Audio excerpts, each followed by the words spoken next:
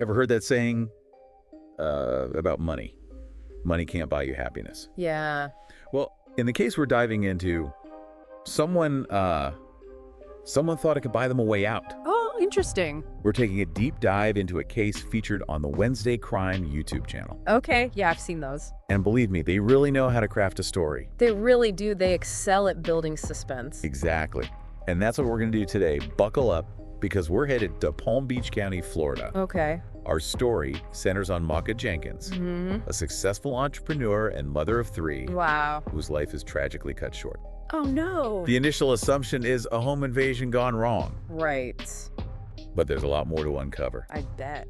This case is like a prime example of how quickly perceptions can shift and how ambition, relationships, and ultimately betrayal can lead to devastating consequences. It's a stark reminder that things aren't always what they seem on the surface. Okay, so let's start by painting a picture of Maka. Okay. She had an incredible journey, rising from humble beginnings to building a 6-figure income Really? as a business strategist. Wow. Talk about a true testament to hard work Yeah. and resilience.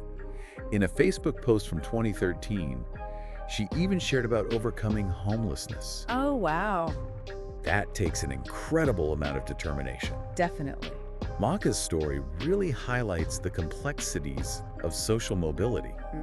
She defied the odds, becoming a successful female entrepreneur It's true. in a world that often presents unique challenges for women in business. Right. It makes you think about the drive some people have to create a better life Yeah. for themselves and their families. Absolutely. And then we have Yuri Jenkins, Oh, yeah. Maka's husband.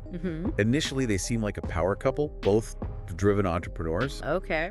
The video even draws a comparison to Jay-Z and Beyonce. Wow. Okay. You get the sense of a strong, supportive partnership, I see. at least at first glance. Right. But then the night of the murder throws everything into question. Imagine the scene.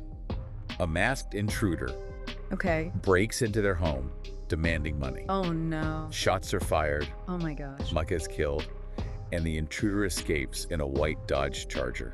Wow. Classic signs of a home invasion gone wrong, right? It does sound like that, yeah. It's a scenario that plays on our deepest fears It's true. about home security and the vulnerability we feel in our own homes. Absolutely. The randomness of it all is terrifying. Yeah, really. But here's where the cracks in that random act theory start to show. Okay. Little details emerge that just don't add up. Like what? These inconsistencies become like puzzle pieces that don't quite fit, Yeah. urging us to look closer and question the initial narrative. I see. For instance, Maka's brother, Makeva, notices something strange at the funeral. Yuri isn't displaying the grief you'd expect from a husband who just lost his wife. Right.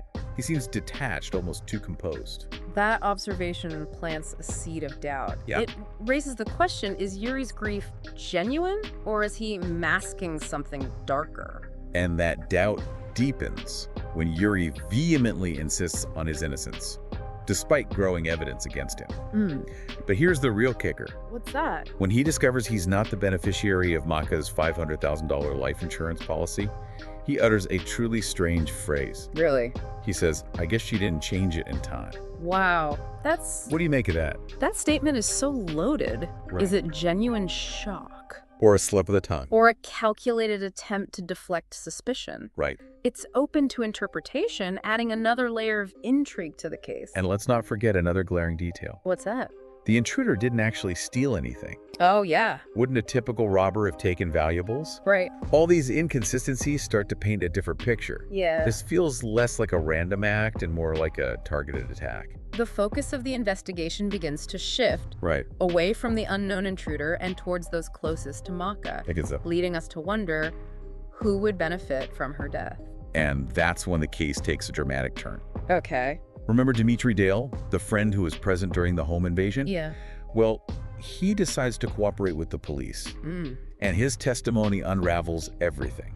Dimitri's decision to cooperate isn't uncommon. Right. Often, individuals involved in crimes, Yeah. whether willingly or unwillingly, Yeah, eventually break under the pressure of guilt or fear of prosecution. I see. Their cooperation frequently becomes the linchpin in uncovering the truth. And the truth is far more shocking than anyone could have imagined.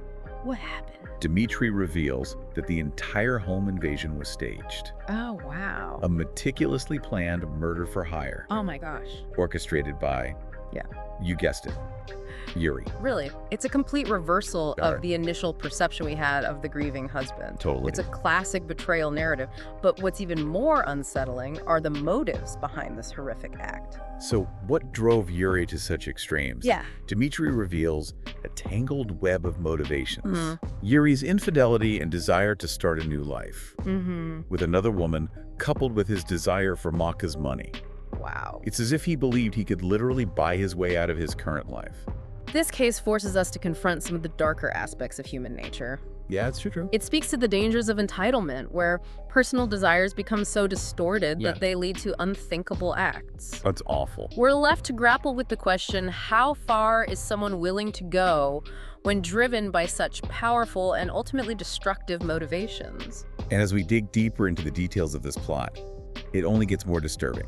Exactly, and the story doesn't stop there. Right. In part 2, we'll delve into the chilling details of the murder-for-hire plot itself and explore the psychology behind such calculated acts. That's right. Stay tuned. It's chilling to realize that someone we perceive as grieving I know, right? could be the mastermind behind such a horrific act. And the plot thickens even more when we learn about the hitman Yuri hired, Oh, really? a 19-year-old named Jovan Joseph.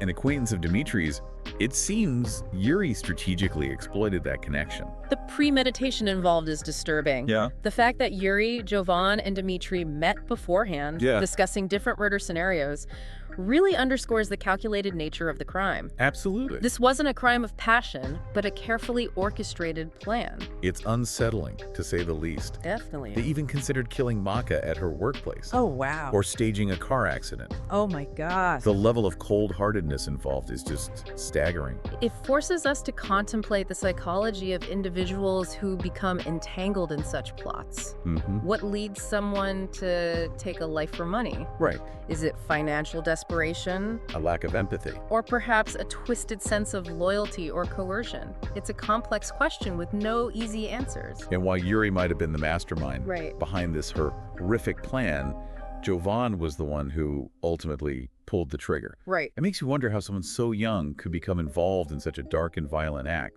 It certainly raises questions about the influence of environment, Yeah. peer pressure, and perhaps even a distorted moral compass. So, Yuri is arrested, Okay. but the story doesn't end there. Right. We still have to see justice served. Of course. And as we'll find out, it's not always as black and white as we might hope. The pursuit of justice is rarely straightforward. That's for sure. It's a complex process, often fraught with difficult choices and moral dilemmas. So let's break down the legal outcomes. Okay. As expected, Yuri is found guilty of first-degree murder Mm-hmm. and receives a life sentence. But what about Jovan, Right. the hitman? He ends up striking a plea deal with prosecutors, Okay. a common practice in the criminal justice system, It is. and receives a sentence of only 15 years for taking a life. Plea deals are often controversial. Yeah. While they can be valuable tools for prosecutors to secure convictions, Sure. they also involve compromises that can leave victims' families and the public wrestling with a sense of incomplete justice. In this case, Jovan's reduced sentence might feel like a bargain for a life taken. And then there's Dimitri, Okay. the friend turned informant. Right. He gets a mere 45 days in jail and probation for his role in the plot. Wow. Some might see that as a light sentence, considering his involvement. Dimitri's sentence highlights the ethical dilemmas inherent in our criminal justice system. Yeah, for sure. His cooperation was essential in securing Yuri's conviction, but his relatively lenient punishment might leave some questioning whether he truly faced the consequences of his actions. I see. It raises questions about the balance between punishment and the need for cooperation in solving complex crimes. It's a lot to unpack. It is. And even with convictions secured, this case is far from closed.